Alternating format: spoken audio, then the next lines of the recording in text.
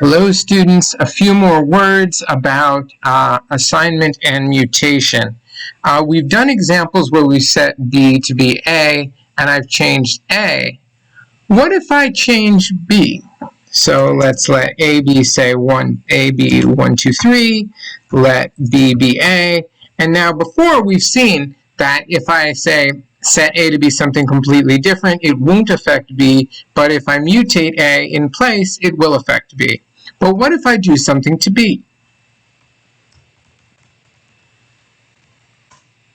So now I've changed B by mutating it.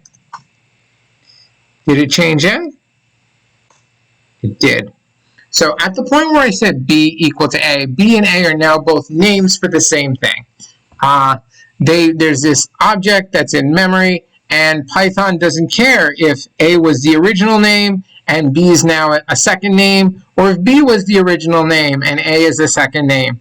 Both of these names are attached to that same object. So because of that, it doesn't matter whether I do something to A or I do something to B. If I mutate, it affects them both. Okay. When wouldn't you want this? Well, suppose I have some really important information. Maybe it's, I'm a programmer, it's client information of some form, or maybe I'm a mathematician and I have some, complicated sequence that I want to play with. Super secret sequence here of primes under 20. I don't want to mess that up because I won't remember it again. But I want to play with it. I want to say, hey, what if 10 was a prime number, and I want to stick 10 in the primes and I want to do something, but I don't want it to, affect the actual list of prime numbers because I need that to be what it is. So there are times in math where, this is very much a real thing. I have A, it's something that I can't afford to change, but I want to play with it. So I want to set B to A and then do things to B. I don't want it to affect A, even though A is mutable. So what can I do? Well, there are functions that can help us here. One of them is copy, and one of them is deepcopy, and they are in the copy library.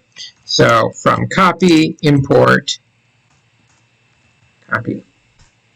So what I could do here is I could let B be a copy of A. So this makes a copy of A and it assigns it the name B. I could just do copy A, but then I won't be able to do anything to it. I want to play with B a little bit after. So I'm going to assign a name to the copy of A, not just create a copy of A. Okay, and one more time, what do I mean by that? Well, I could have just done that, and I got a copy of A. I made another copy of A, but now I can't go back to it, whereas B I can now do things to. So, I said in my scenario, what if we wanted to pretend that 10 was a prime number and we wanted to mess around with that? So now you can see I've changed B. Did I change A? And the answer is no, I did not change A.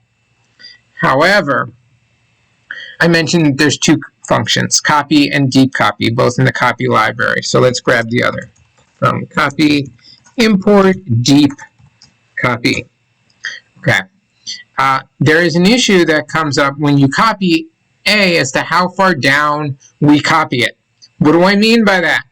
Well, so far we had a list of integers. What if we had a list of lists of integers, or a list of lists of lists, a list of lists of lists of integers? Fun to say. What do I do when I copy? Well, let's see. Let's do an example.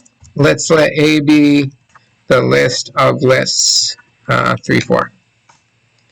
And let B be a copy of A. And I have A, and I have B, and now I want to add 5, 6 and to B. And yay, it looks like everything's working nice. But what if I now mutate the things inside the list? So I'm not mutating the list, the outside, right? I have B is, what I did here, right here, is I took B and I mutated B by adding a new element. But what happens if I now go inside here? Did I copy all the way down? Did I do that? Well, let's see. Let's say I now I want B 0, I'm going to add 5. I'm going to the end of that. Okay, so now I have B and I have A. Now they're not the same because I still have this thing I added on the end of B. It's stuck there, but I didn't copy all the way down. So that is, I can do things to B without changing A, and I can do things to A without changing B, but if I start messing to the stuff inside either one, they're going to affect each other.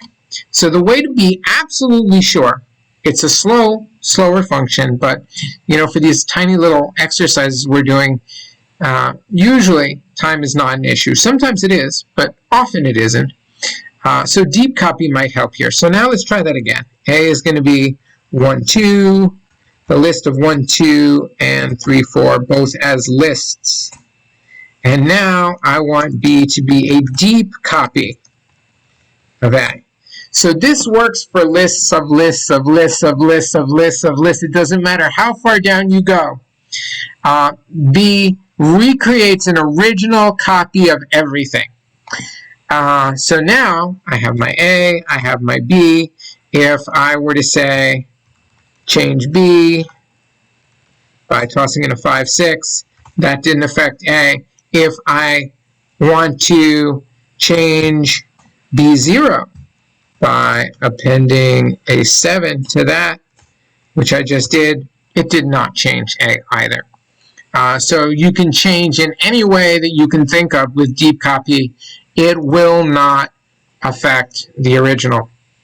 Or you could change the original and it won't change the new copy. They're two separate things in different places in memory, and nothing you do to one will affect the other in any way.